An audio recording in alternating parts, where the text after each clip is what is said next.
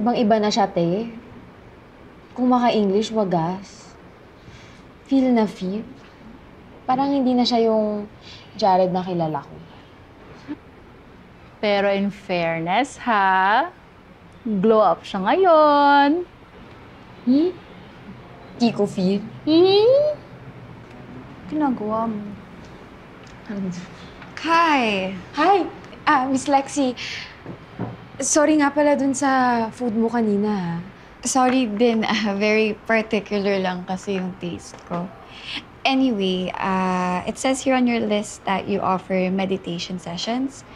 I'd like to try it. Sure. Individual or couple? 6 a.m. yun, di ba? Ako na lang siguro kasi feeling ko tulog pa si Jared by then. Ay, oo. Late kasi gumigising talaga lagi. I mean, jet lag. Jet lag. Late siya nagigising. Yeah. Close your eyes. Open up your palms over your knees. And relax your mind. Martha, sorry. I know I said individual lang, but I really want to do this with Jared. Jared! Jared, baby! Babe, coming.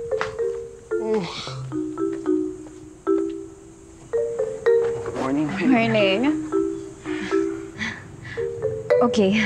Ready? Ready. Let's begin.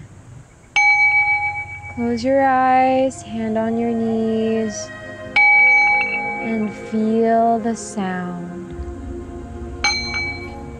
Relax your shoulders.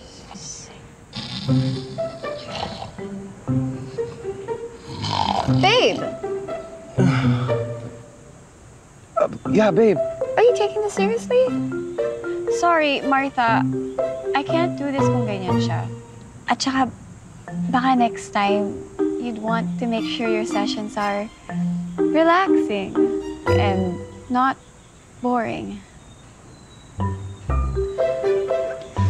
Hey, babe. Babe, where are you going? Babe! Ay, hindi ka pa rin pala nagbago. Wala ka pa ring focus. Well, I guess some things ain't gonna change, right? Bakit ba kasi hindi ka nalang magtagalog? Eh, tayo-tayo lang naman yun nandito. Alam mo, nangihina na talaga ako. Puro bagulay ang pagkain niyo dito. Eh, bakit ba kasi pa-vegan-vegan pa kayo?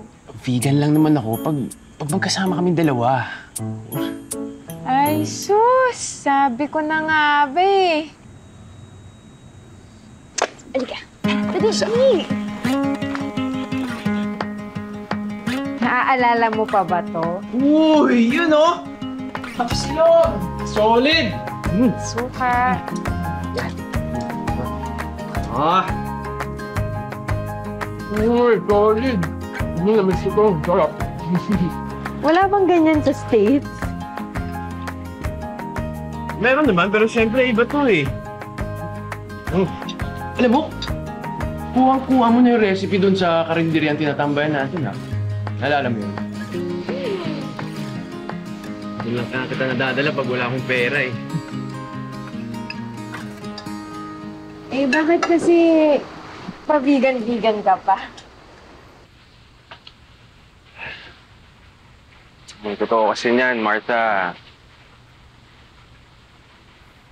Na-depress ako nung nasa States ako eh. Wala akong mahanap na gig sa pagsayaw-sayaw. Tumaba talaga ako ng sobra. Sinubukan kong mag-enroll sa mga workout and diet program na yan. At doon ko nakilala si Lexi.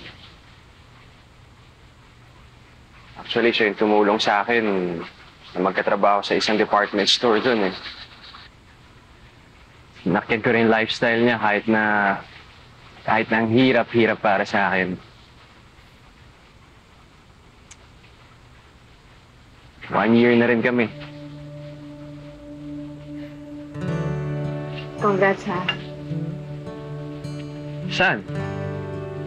Sa Manila, Lexi. Thank you, Martha. Pero ang totoo niyan, nakakamiss din pala talaga dito. Nakakamiss din pala talaga yung dati.